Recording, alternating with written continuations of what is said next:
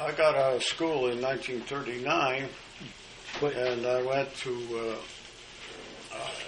got out of high school? I couldn't get a job.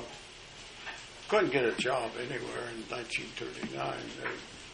I got a job for 37 cents an hour, and I worked on that job building Camp Pando up by Leadville, and then the job finished. They got it finished, so they laid everybody off. And I went back to Denver, and there was a notice on the bulletin board when I picked up my last check, and it said that the Naval Air Base Contractors was looking for help. And so I went down and I asked in their office, and they had a little hiring office in Denver. And I asked them if what they had, and they said, "Well, the only thing we can give you is a chance. You can go over because I had experience with concrete, and I worked on the concrete crew building that air base or that ski base. It was a U.S. Army where they trained soldiers to ski. Where was that at? Up by Leadville. Oh, in Colorado. By Aspen. And so they said, "Yeah, we'll hire you, but you have to be here at a certain time, and you have to go to San Francisco, and then you'll catch a boat to Hawaii." That's where they needed us. What year was that? 1940. 1940. 41. Infamous date. That was in 1940. I didn't get on a job until 1941. And how old were you? 17, 18? Yeah, I was about 17. You had to get your father's permission. He had to sign for you. Yeah, I had to get his signature. Well, I did that, and I went overseas, and I got to San Francisco, okay, and then they had us. They put us up in a pretty fancy hotel until they got a ship to send us on. We was there for a little over 2 weeks. In San Francisco. Yeah, we was there 3 weeks, and they were paying me 44 cents an hour just to lay around. I remember that. And then we got on that boat, and it took 2 weeks to get to Hawaii because they had to. It just took a lot of time. Was it just a? Was it a Navy boat? Or? No, it was a freighter. And but they laid over all the different times. The Navy we didn't know it, but there was a war brewing, and so they had to hide the ships that were on the ocean from whoever might want to bomb. Well, we never run into any trouble. We finally got there, and it took 2 weeks before I got off that boat and got quartered in. They sent me to an Army base, Schofield Barracks. That's what it was. And then, since I had some experience with gravel and concrete, I knew a lot about it, so they put me on that crew. And I was on the crew putting in concrete. So you're building the air base? Yeah. Building an air base. The runways, or? We built the Barbers Point Naval Air Station. I was working on that job. And then we woke up on Sunday morning, December 7th, 1941, and one of the guys come hollered, "Hey, look what the Navy's doing." We could look down at Pearl Harbor. We were up on a hill. We could look down at Pearl Harbor. They said, "Boy, the Navy's sure doing a lot of practicing this morning." Looked down there, and after a bit, one of the guys said, "Hey, that isn't the Navy. Those aren't our planes. We're being bombed." And that was the beginning of World War II. So we finished up the job we were on, and they shut down all the rest of construction then because they didn't know what was going to happen. Well, that colloquial thing does. All them ships that got bombed, they were at the bottom of the ocean. So you were up in the hill. They weren't bombing the area where you were at. Well, they had planes come over us. We were told to find cover. And I was working on a job at that time. We drilled a hole down in the mountain to put pumps. There was a well. Big old pipe like that went down into the ground about 300 feet, and we were building a pumping station down underground. And so we just went down in there when we saw the planes were going to come over after us, we went down in underground. And of course, that was the beginning of the war. The Navy was taken by surprise, but between the Army and Navy both, they fought them off. They were able to fight them off. But the damage that was done was terrific. It wiped out a terrible amount of the Pacific American fleet. Yeah. You know, I've got a story written on that somewhere. I'll have to dig it out. Maybe you'd be interested in it. Yeah, I would. I wonder what I did with that. The aircraft carriers had pulled out of the harbor right before that attack. And they weren't there. Otherwise, we would have been done for. We would have been, the whole fleet would have been used. The president and all his cohorts knew what was going to happen, but they didn't notify the Navy properly. They notified part of the Navy. They notified the Navy in Washington and in Baltimore, but they didn't notify the Pacific Fleet. But they blamed the admiral on that, and he got fired. He got demoted, and I don't think he lived very long. Admiral.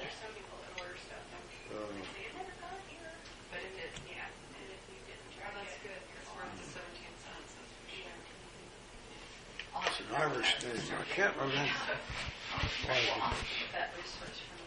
I'll look for that stuff. Did they send you home after the attack?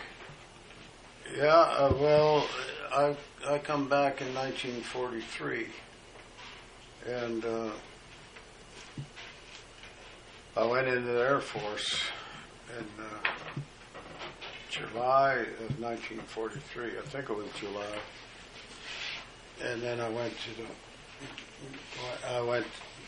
to Texas for training, and then I'd had when I was about 12 years old, I got a sunstroke, and I used to get headaches.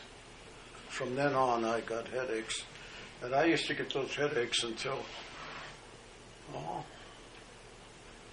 probably about 1959, 60. I got pretty sick with headaches. But I joined the Air Force, and I wanted to go into flight training school. And I did all the book work, passed it okay.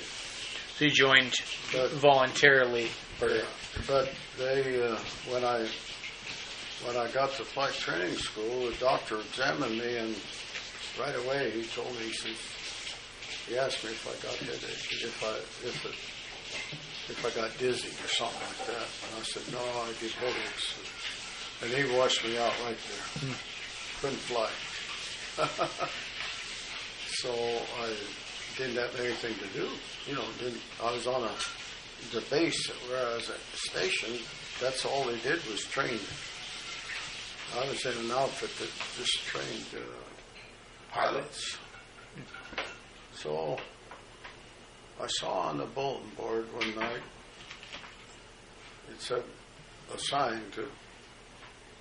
they wanted volunteers to join the glider corps. And I went into the orderly room and I asked them about it, and they said, and he had all the information, my record there. And he said, yeah, I'll recommend you. So it wasn't 2 weeks, and boy, I was headed for North Carolina glider school. And I got down there, and I'd never seen a glider in my life. I didn't know what it was. And they had my record, and they still put me in. They said, yeah, you can be a glider. You can join the glider corps. And there must have been, there was a whole battalion of us, probably 50, 60 recruits there the same day I was there. So we went into training and didn't amount to much. Wasn't anything to it. We had to make a jump, one jump in a parachute, and that was accomplished. And a couple of guys in the same barracks as I was in, they didn't make it all in one piece. It broke their legs or something. One broke his arm, and the guy himself knocked out. Another guy broke his leg, hitting the ground wrong. They taught us how to, when you come down in a parachute, how to keep from getting hurt. You could always look for a haystack, but there wasn't always one there. Anyway, we went through that, and that was in 43, about November, I think. We were in that,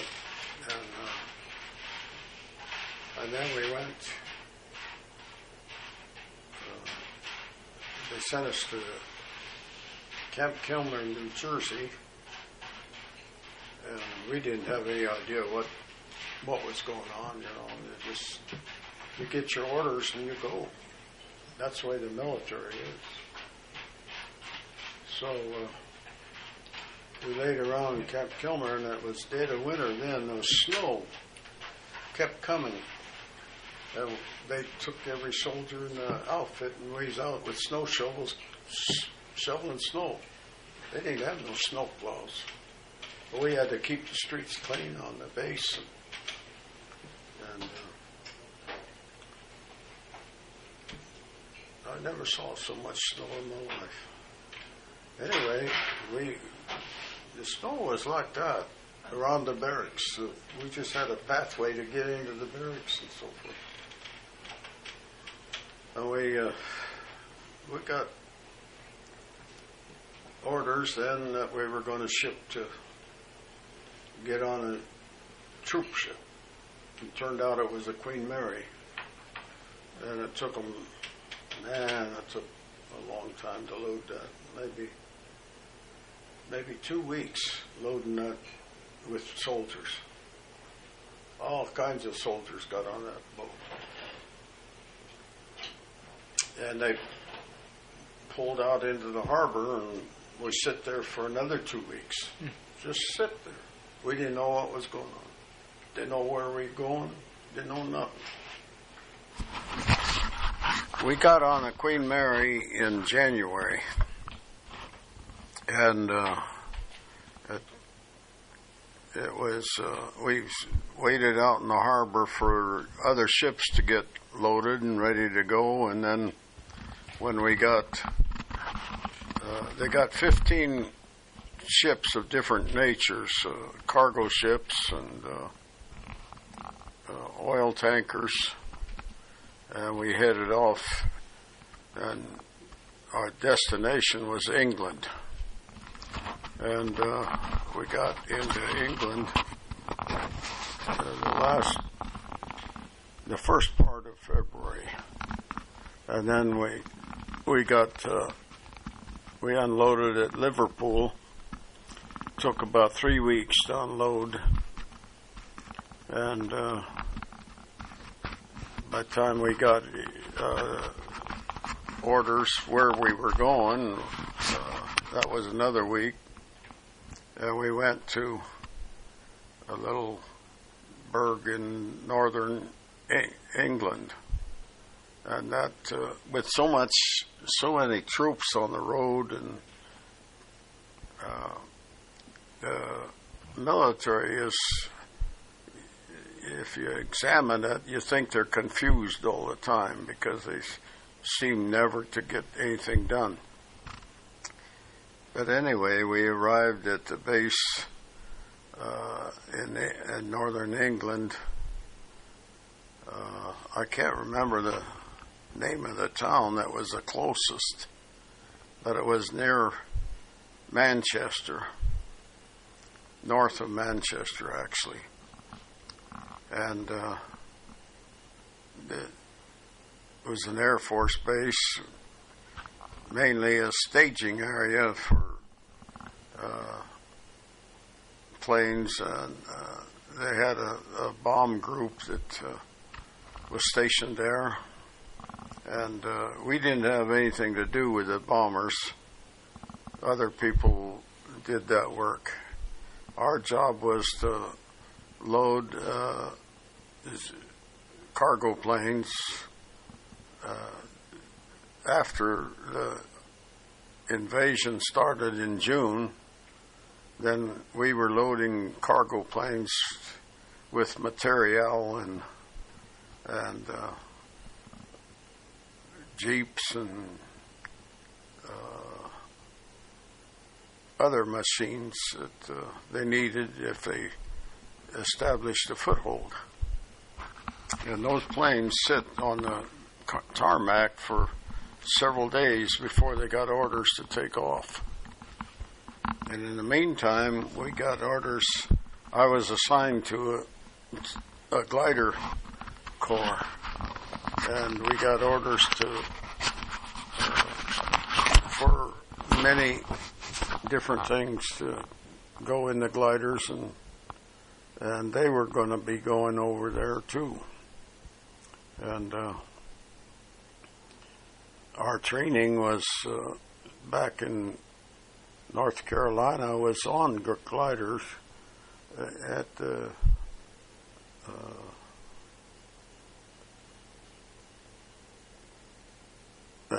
Goldsboro, North Carolina, at the air base there. Well, when we got these gliders all loaded and ready to go, it was it was about the 1st of November. Last of October, 1st of November. And then we got orders to take off, and we never knew our destination until we were in the air. And they give us our orders that we were going into into Belgium, east of Brussels. And we got over there, and most of all the gliders cracked up. We were forced down by anti-aircraft fire and small arms fire and just anything the Germans could throw at us. And my commander was in the front glider, and his got blew up. We never heard from him anymore. And ours, we landed on a dike. We tried to land on a dike, but we hit many obstacles. Unbeknownst to the military, American military, the Germans had put booby traps all along there. They run cables on these dikes so that if an airplane or anything did land, it hit a cable and wreck itself. And that was what happened to most of our group. And I got wounded and was put in the hospital.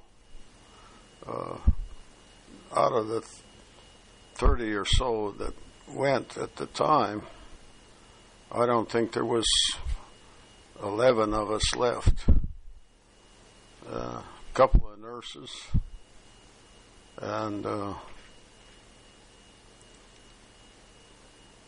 I don't remember exactly how many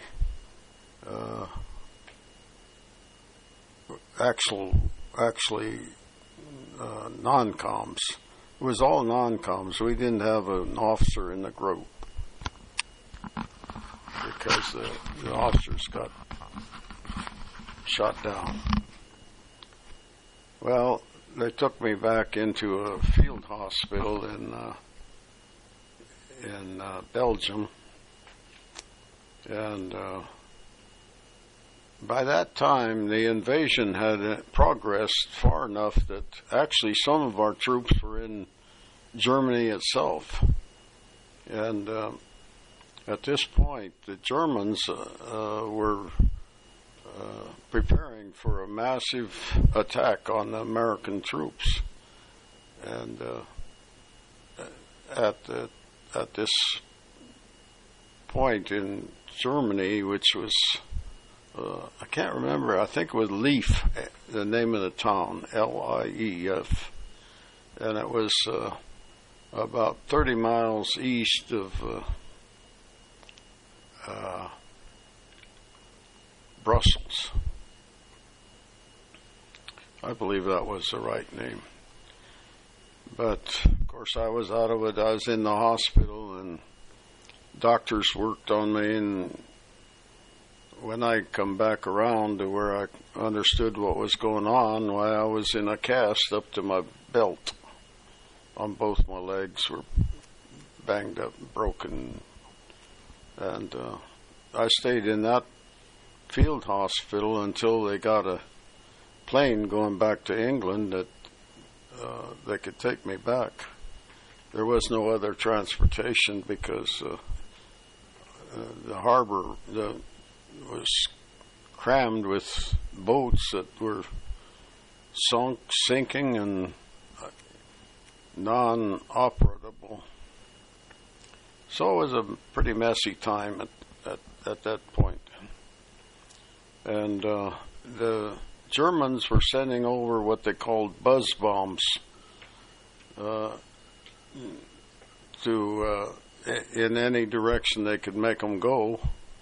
They were a little bomb that had a motor on it, and they'd put enough gasoline in it to make it go as far as they wanted it to, and then it'd fall to the earth and blow up.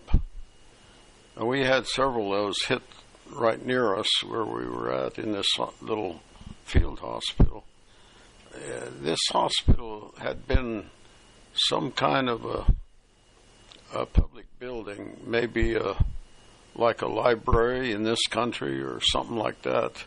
And when the Americans went there, they just took it over and made it into a field hospital. And these little buzz bombs were hitting within half a block of us every once in a while. But up until this point in time, and this was November, about Thanksgiving, and they finally got a plane there that could take off on a little runway that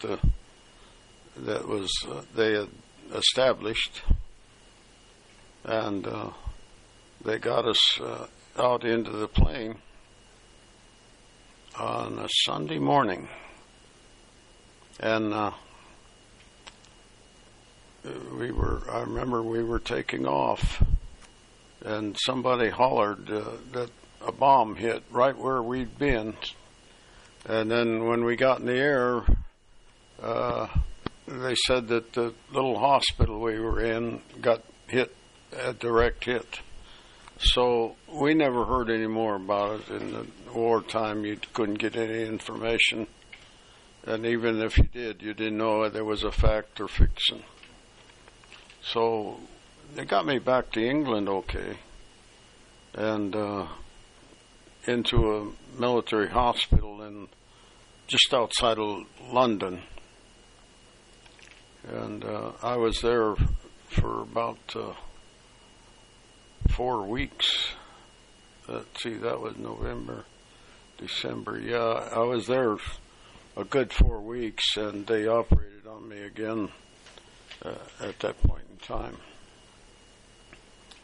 and put the casts back on, and then they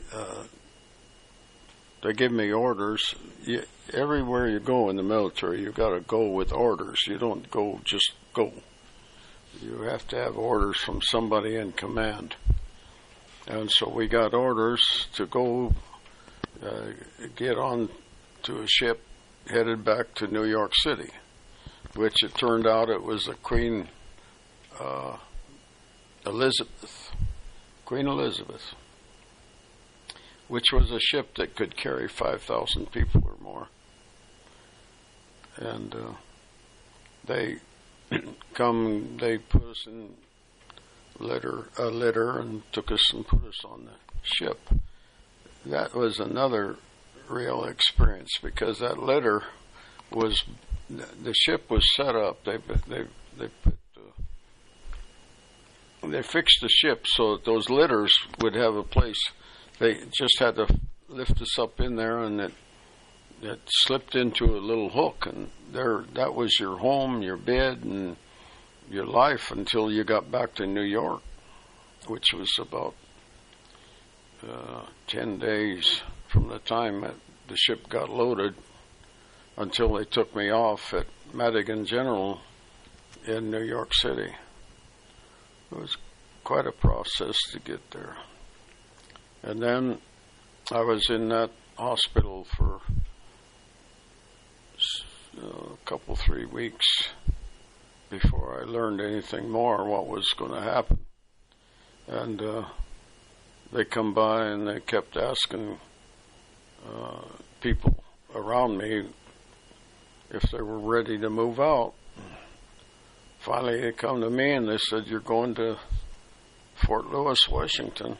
I never knew where Fort Lewis was. Hardly knew where Washington was. So I got into the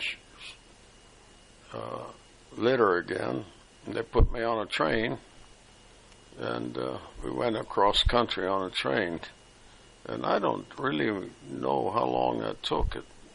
It must have taken 3 weeks from New York City to Seattle, or Tacoma, Washington. And that's where I got healed up and got good care. I never did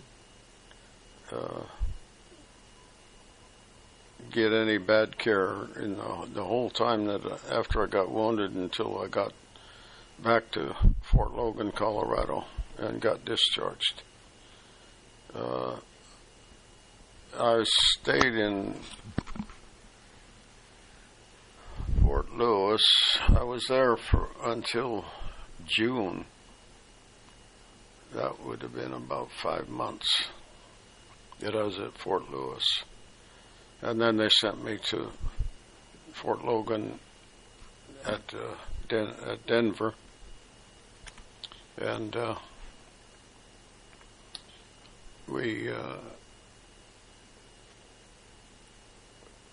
I think with all the processing and everything that took effect, it took another month And I finally got just discharged in July, a little bit, What year? of 1945. July of 1945. And so that was my lifetime story about the war. I didn't really accomplish a whole lot, but I did what they told me to. What battle was that your glider went over on? What battle? World War II. But I mean, Oh, that turned out to be the Battle of the Bulge.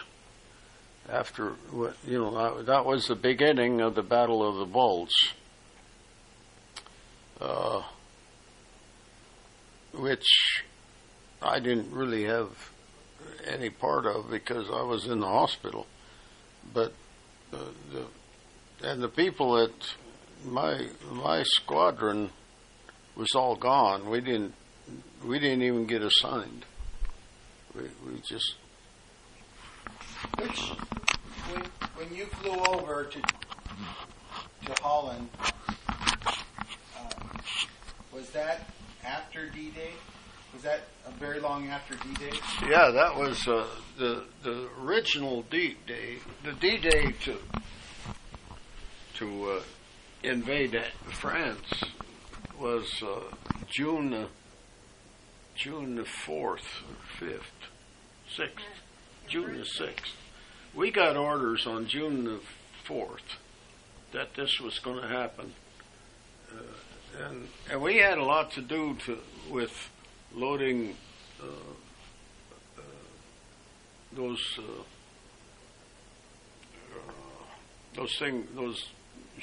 little ships that took so many men over and hit the ocean. What do they call them things?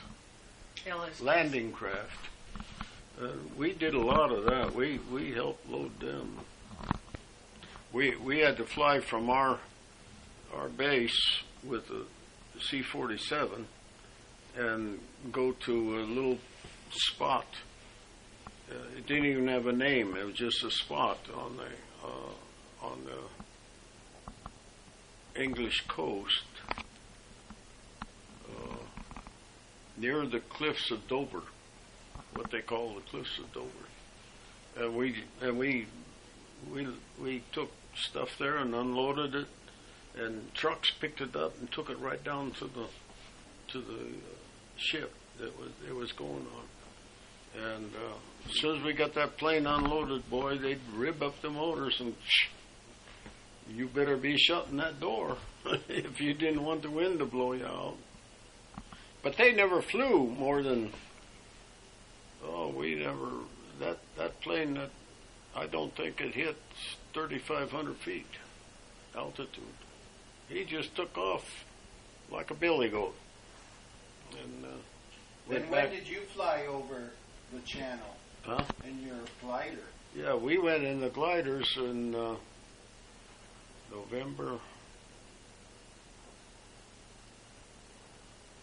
I just don't remember. It seemed like it was around the 10th of November. And something tells me it was closer to Thanksgiving, though. I guess that's...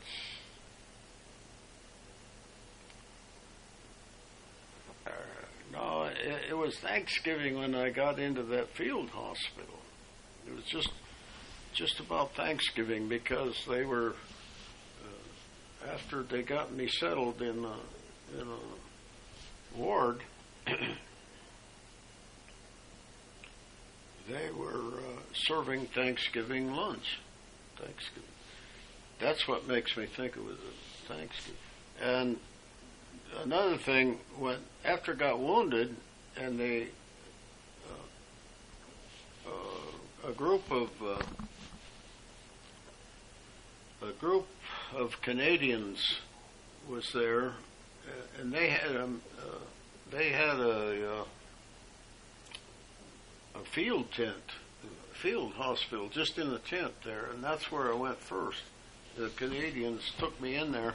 I remember that there was one woman there that was in that Hunsa was taking care of me, and she says, "We're going to mother you back to health." And that's the way she talked. And then they put me in an ambulance, and it took 4 days or 5 days, 4 or 5 days to get to that field hospital in France, along the toward the coast, back toward the coast. So I think it was pretty close to Thanksgiving when I was in the hospital. But I never did, have that date pegged down. And I know it was the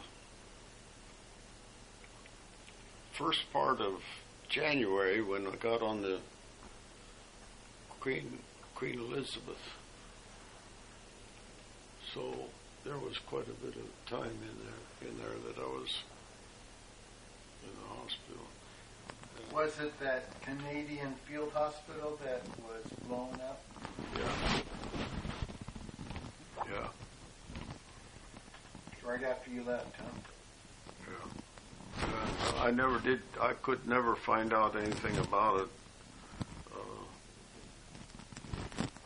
How many got killed. But it couldn't have had many